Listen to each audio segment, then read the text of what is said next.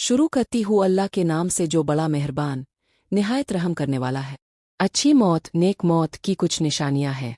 इंसान को अल्लाह ताला मौत से पहले खुशखबरी दे देता है, जिससे मौत का खौफ इसके दिल से निकल जाता है, बल्कि वो खुशी खुशी इबादत, तैयारी और जिक्र में मशगूल रहता है, जिससे मौत की सख्ती इस पर जाहिर नहीं होती। अल्लाह के रसूल सल्लल्लाहु अलैहि वसल्लम भी कलमा पढ़ते हुए, गुफ्तगू करते हुए अल्लाह के पास चले गए। सहाबा किराम रिजवान अल्लाह अलैहिम अजमईन का भी इसी तरह विसाल हुआ।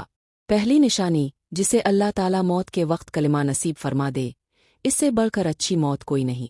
अल्लाह के प्यारे नबी सल्लल्लाहु अलैहि वसल्लम ने फरमाया, जिसे मौत के वक्त कलिमा नसीब हो, वो अच्छी मौत मरा और वो जन्नत में भी दाखिल होगा। दूसरी निशानी, मौत के वक्त पेशानी पर पसीना आ जाए तो ये हसन खात्मा की निशानी है, यानी वो शख्स नेक मौत मरा। तीसरी निशानी, जो शख्स जुमा के दिन जुमा की रात फौत हो जाए, अल्लाह ताला इसे अज़ाब कब्र से महफूज फरमा देता है। ये बात जामे तिर्मिज़ी में बयान की गई है।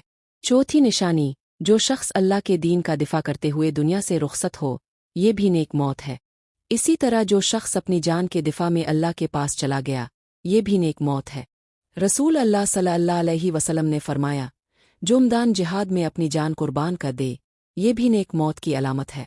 पांचवीं निशानी, जो शख्स ताउन वबाई बीमारी में फौत हो जाए, वो भी शहीद है। नबी करीम सल्लल्लाहु अलैहि वसल्लम ने फरमाया, जो पेट की बीमारी से फौत हो, वो भी शहीद है। सही बुखारी की रवायत है कि जो पानी में डूब कर मर जाए, आइस पर कोई चीज़ गिर जाए जैसे पहाड़, छता कोई और चीज़, वो भी शहीद होता है।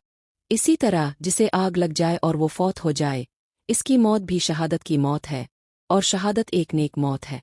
अब सल्लल्लाहु अलैहि वसल्लम ने फरमाया, ऐसी बीमारी जिससे फेफड़े ख़त्म हो जाए और इंसान फौत हो जाए, इसकी मौत शहादत की मौत है।